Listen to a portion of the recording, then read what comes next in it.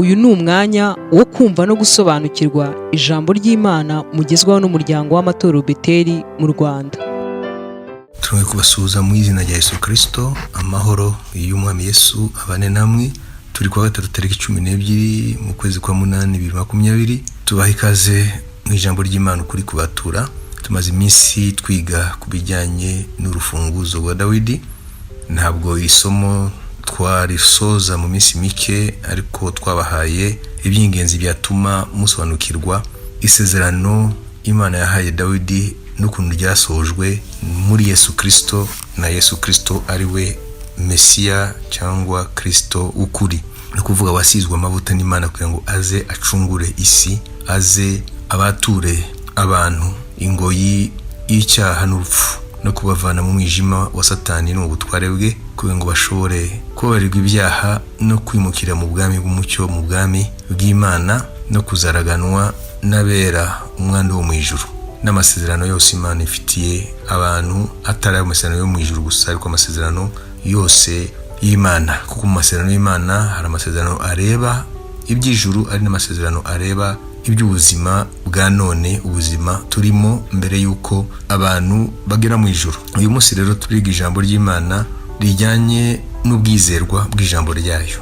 Ni kuvuga rero iby'urufunguzo rwa Dawidi ni biriya by'ingenzi twabahaye, ariko ni isomo rigari. Uyu munsi rero turiga kubijyanye n'ubwizerwa bw'ijambo ry'Imana. Dusome mu gitabo cy'umuhanuzi Yeremiya igice cya mbere ku murongo wa 12. Maze Uwiteka arambwira ati, waroye neza, kuko ndinda ijambo ryanjye kugira ngo ndisohoze. Hano muri Yeremiya igice cya mbere ku murongo wa 12, Imana hari ibyo yeretse Yeremiya, none Imana iramubaza nimba yabirebye neza, kuko byari bikubiyemo ubuhanuzi bw'ibizaba. Rero hano iri ni ijambo ry'ingenzi umuntu wese wizera Imana akwiye kumenya ko ijambo ryayo ryavuye mu kanwa kayo ari ryo jambo dusoma muri Bibiliya, kubera ko hari ibitabo byinshi byitwa ibitabo byera, ariko iyo bitabo byose uko byaba biri kose by'amadini atandukanye, nta na kimwe gihwanye na Bibiliya. Kuko Bibiliya ntabwo ivuga ibintu gusa bijyanye n'iby'ijuru, Bibiliya ivuga n'amateka ataranaba. Ni ukuvuga ngo hariho dimension prophétique de la Bible, hari urwego rw'ubuhanuzi bwa Bibiliya ari rwo rugaragaza ko ayo magambo ari muri Bibiliya yahumetswe n'Imana n'umwuka w'Imana. Kuko abantu basaga 40 bakoreshejwe n'Imana mu kwandika Bibiliya, uhereye kuri Mose wa mbere ukazageza kwanditse wa nyuma ariwe Nuko YOHANA, ntabwo bari kwandika ibintu bizaba imyaka ibihumbi n'ibihumbi bitaraba, hanyuma bizabe nawe ubwabo batakiriho, barapfuye imyaka n'ibihumbi n'ibihumbi. Uvuga ngo hari izindi imbaraga zitari za kimuntu zabakoreyemo. Bibiliya rivuga ko bari ibikoresho by'Imana. Imana niyo itangiriro n'iherezo, n'imenya ibintu byose iherezo ryabyo bitaranatangira. Niyo mpamvu rero Bibiliya ari igitabo cy'umwihariko, atari ko kigizwe n'ibitabo byinshi, ariko nuko gifite iyo surnaturel, supernatural iri muri Bibiliya, idashobora kunyomozwa n'ubwenge na bumwe. N'ibintu byose bisa naho bitumvikana muri Bibiliya, igihe kigeze cyuko bisohozwa n'Imana, ibitumvikanaga biraremwa mu mateka, abantu bakayibona nabyo turi bubone. Niyo mpamvu rero ukwiye kwizera neza iby'Imana yabwiye Yeremiya ngo ndinda ijambo ryanjye kugira ngo ndisohoze. Abantu benshi cyane muri ibi bihe by'ubukobanyi, ari bita mu Gifaransa les blasphémateurs, vuga ngo abantu bari ungodly, abantu basuzugura iby'Imana, bavuga iby'Imana uko bishakiye, kubera ko turi mu bihe by'ubuntu Imana itagihaniraho ako kanya. Ariko nashaka kubabwira ko Bibiliya ni ijambo ry'Imana ushobora kwizera 100%. N'ibintu byose bisa naho bitumvikana ubu no kugiye cyo kubisoza gitaragera. Kandi ikindi nacyo, sinzi naho abantu bashobora guhakana Bibiliya bakayicurika bakayivuga uko bishakiye, bagakinisha umuriro batazi ko ari umuriro. Nashaka kubabwira yuko amateka ubwayo turimo agizwe n'ibintu biyumvikana bitumvikana, nibyo bita la dialectique historique. Ni ukuvuga ngo ibyo tureba birimo ibintu byumvikana, harimo rationalisme, harimo na irrationalisme. Cyo nicyo bari aba Hegel, mu filozofe w'umudagi, bavuze yuko amateka agizwe n'ibyumvikana n'itubumvikana. Sinzira abo bantu rero badashaka kumva Bibiliya no kumenya ko ari ijambo ry'Imana, ngo hari ibintu bitumvikana, kandi amateka ubwayo abantu barimo babayemo nazaba ibintu byose biba ntabwo biba byumvikana. Niyo mpamvu rero yaba mu buryo bw'ubwenge bwa kimuntu philosophically aba bantu bari mu bujiji, noneho no mu by'Imana rero ijambo ry'Imana abo bantu ni abantu bari sinavuga ubujiji noneho mu by'Imana, ahubwo ni ubutamenya, kuko ntabwo wamenya ibyo ukinisha ingaruka yabyo hanyuma ngo bikinishe. Rero iyo dusoma Bibiliya dusanga harimo ibintu byinshi cyane byagiye bivugwa n'Imana mu gihe byavugwaga n'abahanuzi, byabonekaga ko bitumvikana kandi bitanashoboka, ariko igihe kigeze aricyo cyitwa Kairos. Irambibutse yuko abagiriki hari ukuntu batandukanyaga ibihe, hari ibihe byitwa Kronos, ni ibihe byacu tubibara mu masaha, mu minsi, mu byumweru, mu mezi, mu myaka, tugakuramo gahunda zacu mu buzima bwacu bwo muri isi. Iyo ni Kronos. Hanyuma hakaba n'ibihe byitwa Kairos. Kairos ni ibihe aho mu mateka yacu, muri Kronos yacu hakorerwamo ibintu bitari yitezwe, ibintu bidasanzwe. Rero ni ibihe by'Imana, Imana ikinjira mu mateka y'abantu, Imana igakora imirimo yayo.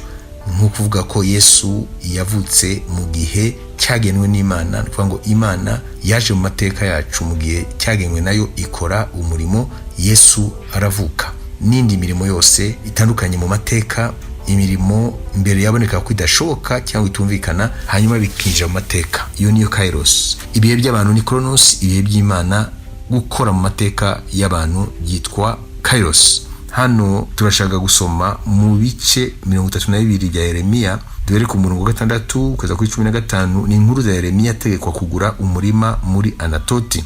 Nuvuga ngo Yeremiya aravuga ati, ijambo ry'Uwiteka ryanjye riti, dore Anameri mwene Shalumu so wanyu aza gusanga ati, tugure umurima wanjye uri muri Anatoti, ko ari wowe ufite ubutware bwo kuwugura.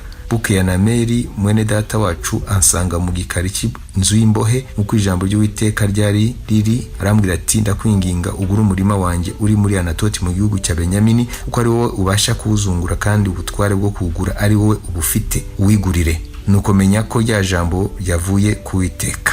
Rero iyo usomye ugakomeza urabona ko uyu Yeremiya Imana yamubwiye ngo haraza kuza umuvandimwe wawe yitwa Anameri, hanyuma agusabe kugura umurima mu ntara y'iwanyu ahitwa Anatoti, ugure kandi upime ifeza zizahawe igiciro muri bwumvikane, mukore na kontra, mukore amasezerano y'ubugure, hanyuma nurangiza ufate n'abagabo abatemwe, hanyuma izo kontra muzakora ko bakoze mu makopi abiri, hanyuma zibikwe. Noneho ndakubwira impamvu.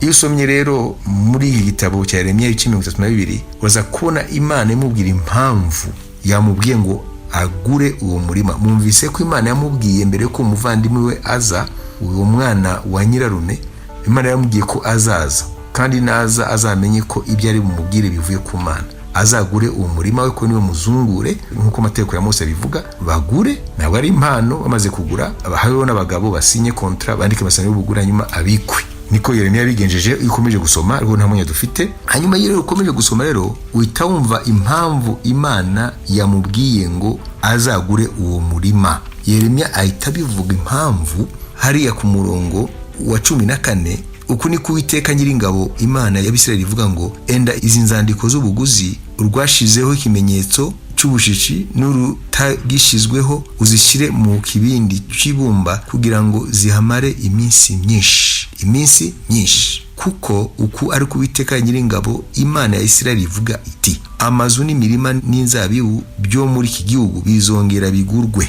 Aya ni amagambo rero, kuko Imana kenshi iyo igiye gukora ikora icyo bita acte prophétique. Isaba umukozi wayo, umuhanuzi, gukora ikintu gisa naho gisanzwe mu buzima bw'abantu, ariko Imana igahita ivuga impamvu ko ibyo bikozwe ngo bizakorwa mu gihe kiri imbere cyangwa imyaka myinshi iri imbere, nk'uko byakozwe mu maso yanyu. Nibyo bita acte prophétique. Noneho hano risomye Yeremiya mu kugura uriya murima wuriya muvandimwe we yariho arahanura. Mwumvise yuko izo kontra ayo masezerano y'ubugure ngo abikwe kumara igihe kirekire.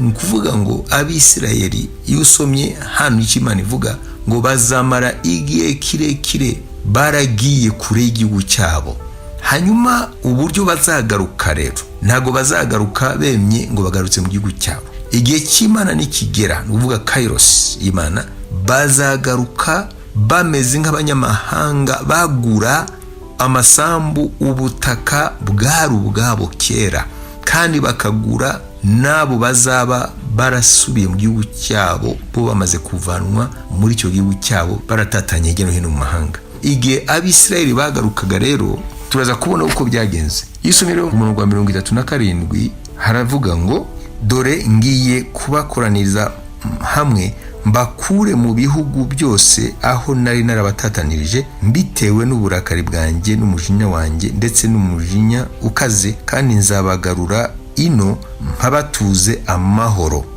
Ikomeje gusoma, Imana yatanze isezerano imaze kuvuga ko muri iki gihugu hazagera igihe muzagura ahahoze ari ahanyu, ubutaka bwahoze ari ubwanyu. Imana yitanga isezerano uko bizagenda, ngo Imana izaba yarabatatanyirije mu mahanga yose, hanyuma Imana ikazibuka ubwoko bwayo ikongera ikabagarura ab'icyo gihe. Tuza kubona amateka uko byagenze. Hanyuma ikomeje gusoma rero nko ku murongo wa 42 ngo, uku ni Uwiteka avuga ati, nkuko nateje ubwoko ibyo byago bikomeye byose, niko nzabasorezaho ibyiza nabasezeraniye byose. 43 maze imirima izagurwa muri iki gihugu, icyo muhinyura ngo ni amatongo nta muntu ukikibamo, haba n'amatongo kigabijwe abakarudayo. Abantu bazagura imirima ifeza, bandika inzandiko z'ubuguzi, bazishireho icyitegererezo n'ibindi n'ibindi. Hano Imana rero iravuga ngo ubuhanuzi bwo kubatatanya buzasohora, muzavanwa muri iki gihugu kubera ko mutanyumviye. Ariko nk'uko Yeremiya yaguze umurima w'umuvandimwe we, nuvuga ngo ni umurima w'umuryango, ngo niko namwe nzabagarura kera muri iki gihugu, ariko mukaza mugura ibyo Yeremiya yakoze mu maso y'abahamya batemwe, niko namwe muzabikora. Muzaza mugura, ntabwo muzaza mwemye ngo mugaruze mu gihugu cyanyu, muzaza mugura ubutaka bwari ubwanyu. Reka mbabwire ko ibyo byarabaye, nibyo nshaka kubasobanurira. Ibyiza ko wowe wakwisomera iki gice cya 32 cyose kugira ngo usobanukirwe neza ibyo ndiyo ndavuga. Shalom. Umuryango w'amatorero Beteli mu Rwanda urakurarikira gukurikira inyigisho z'uruhererekane zifite insanganyamatsiko igira iti ukuri kubatura. Mukaba muzigezwaho na Apostle Dr. François NKURUNZIZA. Ni buri wa gatatu na buri wa gatanu guhera 2:30 za nijoro, ndetse no ku cyumweru guhera 7:30 z'amanywa. Izo nyigisho wazisanga kuri YouTube channel ya r.betel.tv ndetse na Facebook page ya Community of Bethel Churches in Rwanda. Rero mu mwaka wa 70 nyuma ya Kristo, Israeli yaje guterwa n'Abaroma, noneho n'ingoro yabo irasenywa, ariyo ngoro igira kabiri yubatswe n'abavuye i Babuloni muri bwa bunyage batwawe Nebukadinezari umwami wa Babuloni mu kinyejana cya 6 mbere ya Kristo. Noneho Abayuda benshi barapfa mu mwaka 70, Yerusalemu utewe, hanyuma basigaye baragenda bongera kandi kugenda mu mahanga, bajyanwa ari imbohe, abandi barahunga. Niho hatangiye rero icyo bita la grande diaspora, cyangwa ubuhunzi bw'igihe kirekire kuva mu mwaka 70 n'indi myaka yakurikiye. Abayuda barokotse ayo makuba, baragiye mu bihugu bitandukanye bikikije Israeli, muri bihugu bikikije inyanja Mediterane, Afrika y'Amajyaruguru, za Tunisia n'ahandi. Abandi bajya mu Burayi bw'Amajyepfo, za Italy, za Espagne, Uburayi bwo hagati, ndetse abandi barazamuka mu Burayi bw'Iburasirazuba n'Uburayi bw'Ikasikazi, baragenda barazamuka kugeza no mu Burusiya. Abandi baragiye mu bice by'Uburengerazuba muri za Iran na hehe. Rero bakwira isi yose. Kuva muri icyo gihe cy'umwaka wa 70 n'imyaka yakurikiye, Abayuda bavanywe mu gihugu cyabo. Hanyuma rero bamara hafi imyaka ibinyenjana 20 nta gihugu cyabo bwite bafite. Bamwe bagenda bahinduka bene gihugu ibyo bihugu bahungiyemo. Ndavuga urungano rwagiye rusimburana, za generasiyo zabakomotseho. Hanyuma rero tugeze mu mwaka w'1784 kugeza mu 1885, aho hantu niho habonetse umuntu wa mbere w'umuheburayi w'umuyuda w'umwisirayeli yaje muri Israeli, hanyuma aza gutura, agura ubutaka. Icyo gihe yaguze hegitari 10. Yari umuntu w'umunyacyubahiro yitwa Moise Montefiore, uwo niwe muyuda wa mbere wagarutse muri Israel imaze kwitwa Palestine, hari ku ngoma y'abitwa aba Ottoman. Nuvuga ngo Israel yaje guturwa mu bihe bitandukanye n'ibihugu bitandukanye, yaba aba Ottoman aribo baje kuvamo igice cy'Abaturukiya, haba abarabu bavuye yeno hino baje kuhatura. Hanyuma amateka ko yagiye yigira imbere, abongereza bigeze guhabwa na ONU itaraba ONU cyitwa Société des Nations gucunga iriya ntara ya Palestina. Murumva yuko kuva gihe cy'Abaroma na mbere y'Abaroma Babuloni yigeze kuhafata, Abagiriki barafata, Abaroma barafata, aba Ottoman barafata, baje kuvamo Abaturukiya, hanyuma Abarabu barafata n'abandi. Nuvuga ngo Israel yagiye iturwa n'abantu b'ingeri zose uko amateka yagiye ajya imbere. Rero umuntu wa mbere yaje gukurikirwa n'Abayuda batandukanye bava i Burayi bava mu Burusiya, kuko bagiye babona yuko muri ibyo bihugu batuyemo hari umwuka wo kubanga, bakagenda baza buhoro buhoro, bamwe bakagenda bakora amashirahamwe yo gushaka inkunga, bagenda bagura mu butaka bwari ubwabo. Uyu rero yitwa Sir Moise Montefiore, niwe wa mbere waguze ubutaka muri Israeli, icyo gihe yitwa Palestina. Rero uhereye mu kinyejana cya 18 niho Abayuda hirya no hino ku isi, cyane cyane mu Burayi no mu bihugu by'Urusiya, batangiye kuza umwe bagura ubutaka muri Israeli ariyo Palestina. Noneho bakagenda bagura ubutaka kubera iki se? Abo bari bahasanzwe ari mu gihe cy'aba Ottoman, Empire Ottoman, haba mu gihe cy'Abarabu. Ni gute bemeye ko abo bantu baturutse mu mahanga baza kugura ubutaka bakabemerera? Nukubera ko igihugu cyari cyabaye ubutayu. Nuvuga ngo ahantu hanini muri Israel hari ubutayu. Rero nta cyubwo butayu bwari bumaze ku bantu bari batuye muri Israel muri icyo gihe. Bumvaga ko abo bantu n'abasazi baza kugura ahantu hari ubutayu, ariko abo bariho barasohoza ubuhanuzi batanabizi nabo, kuko Imana yavuze ngo iki gihugu nyine ngo imyaka ibihumbi n'ibihumbi mutakikirimo mwebwe Abisirayeli, nzongera mbakoranirize hamwe muri iki gihugu, ariko muzaza mugura igihugu cyari cyanyu kandi mukagisanga cyarabaye amatongo n'ubutayu. None mukagenda mugura n'abantu muzaba muhasanze, kandi mukagenda mugura mwandika na kontra, mugura mwandika n'amasezerano y'ubugure, kubera yuko ibyo byasojwe nk'uko Imana yakoreye muri bwa buguzi bwa Yeremiya agura umurima umuvandimwe we. Uko niko byagenze, kubera ko mu nyuma haje kuba intambara hagati y'Abarabu bamaze gukanguka, bagasanga igihugu cyamaze guturwa n'Abisirayeli, kandi hahoze ubutayu hatangiye kumera, kuko Imana yavuze ngo ubutayu buzamera. Bagiye bagura hari ubutayu, ariko mu nyuma haje kumera. Noneho haza kuza rero ikibazo ngo ubutaka n'ubwacu. Abo Barabu bavuga ngo n'ubwabo. Noneho kuba bari bafite inzandiko z'ubugure, amasezerano y'ubugure, urumva ko nibyo byaje kuba nk'ibibaha abo Bisirayeli uruvugiro, kuko bahagaze ku masezerano bakoranye nabo bitwaga ko ari bene ubutaka. Hanyuma Abisirayeli bagarutse bakagenda babugura.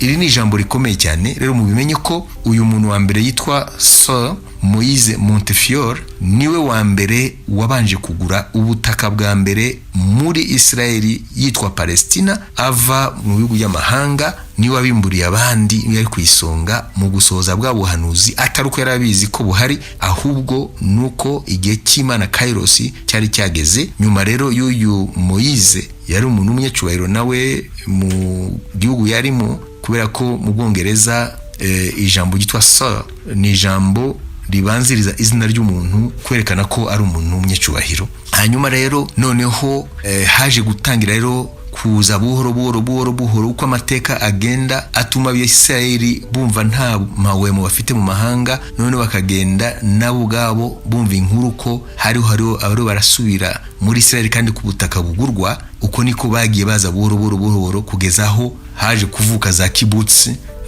aho baje kwishira hamwe bagahagurutsa ubuhinzi.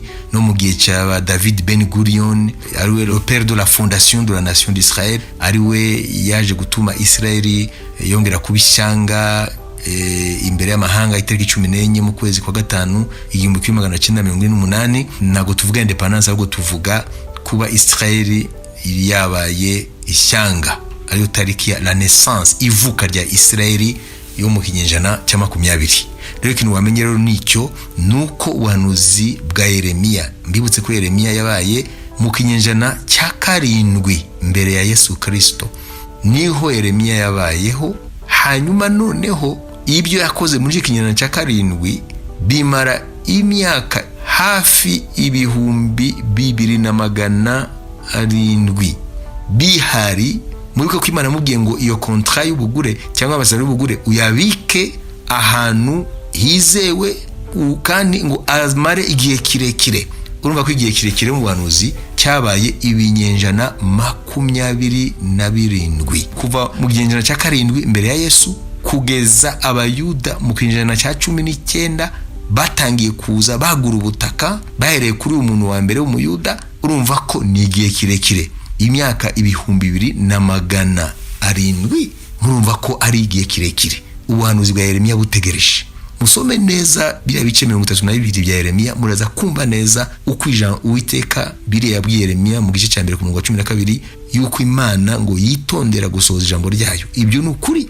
Rero ijambo ry'Imana ryo kwizerwa uko Imana yabwiye Yeremiya ngo twabisomye muri Yeremiya igice cya mbere ku murongo wa 12 ngo maze Uwiteka arambwira ati waroye neza kuko ndinda ijambo ryanjye kugira ngo ndisoze. Hano turana ku ijambo rya Yeremiya ryo kuzagaruka ku bwoko bwe Abayuda bava mu mahanga baza kugura ubutaka bwari ubwabo mbere yuko bongera gutura nk'ishyanga mu butaka bwa sekuruza babo byamaze ibinyenjana 27. Murumva ko ari ijambo rikomeye cyane. Ntabwo Abayuda baje bagura ubutaka aruko bazi Yeremiya ibyo yavuze, nta mateka bari barasoza batazi yuko bari barasoza ibyanditswe byera bimaze imyaka ingana gutyo, imyaka 2,000 hafi na 700. Iyo ni ijambo ry'Imana ry'ukuri, na niyo mpamvu rero ukwiye kumenya ko Israeli ya kino gihe, Israeli uno munsi tuzi yavutse muri ubwo buryo. Nubwo yavutse mu buryo officiel, mu buryo imbere y'amahanga no muri za Loni, yavutse itariki 14 mu kwezi kwa gatanu 1948 bitangajwe na David Ben Gurion. Ariko murumva ko Abayuda batangiye kuva mu mahanga bagura ubutaka uhereye kuri uyu Muyuda wa mbere 1784 na